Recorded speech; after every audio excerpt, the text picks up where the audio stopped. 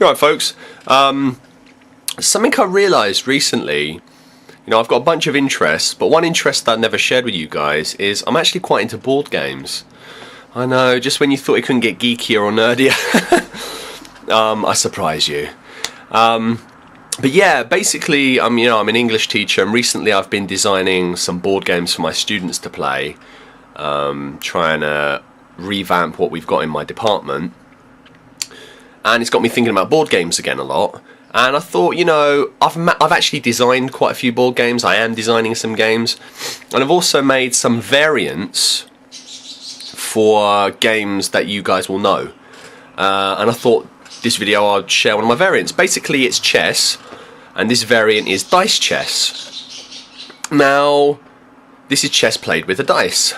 Now, when I came up with this variant, I realised that probably wasn't the first bright spark to think of the idea of mixing dice and chess, and I looked on the internet and there's quite a lot of dice chess games out there, but mine's the best. No, I really do think though that a lot of these dice chess games I've seen online, they're too complicated.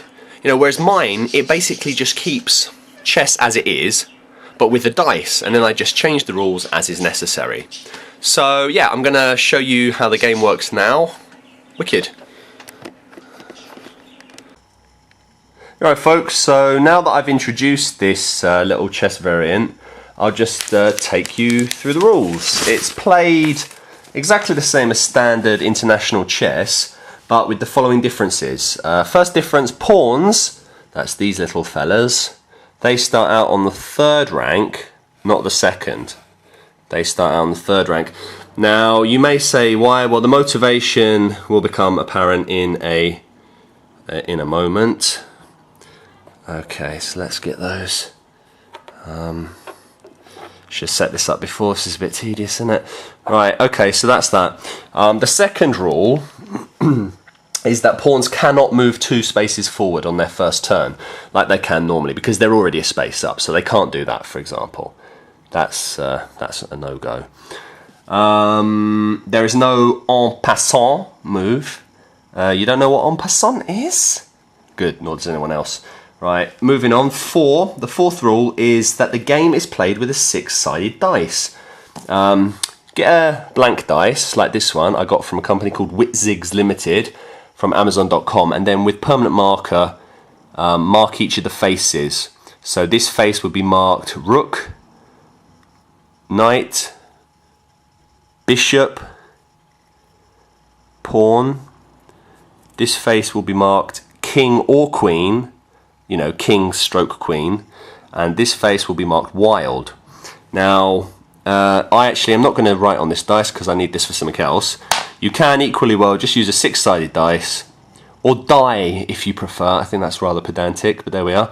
And you just assign pieces. So 1 is a pawn, 2 is the knight, 3 is the bishop, etc.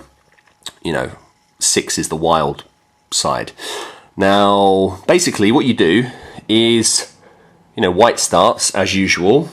Roll the dice. Okay, 5. So, remember, 5 equates to a king or queen. If we were using that, then it would actually say king or queen on it. So I move my king or my queen. It's up to me. I'll move my queenie over there. Now, this goes on. It's black's turn now. They roll the dice, Ooh. Right, they got 6, which is wild, which means they can move any piece they want. So maybe they're going to move that pawn over there. Okay, that's great. Now, it goes on in this fashion. If, for whatever reason, a player cannot move the piece that the dice determines they have to move, so for example, they physically can't move that piece, or perhaps they don't have any of that piece left. Maybe it says knight, and they lost all their knights. Then the player misses the turn, right? They don't make any moves that turn.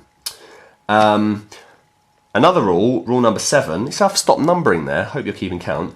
Rule number 7 is if one player checks the other, then you still roll the dice. The checked player rolls the dice, and it says knight. It comes up as knight, for example. He has to get out of check by using his knight. If he doesn't happen to have any knights, or moving his knights doesn't get him out of check, then he must move his king.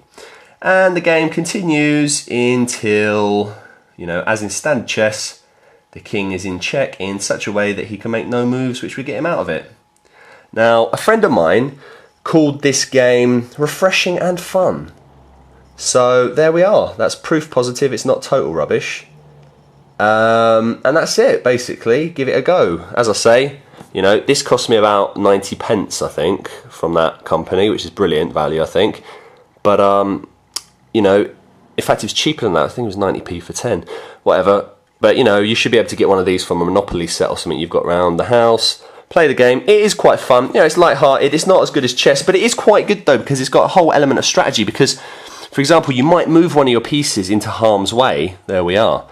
Now, that could be captured, but we're gambling that the dice won't come up with pawn for them or whatever, and they won't be able to take it. And then we might actually have the advantage, and we'll come in and take that, like that.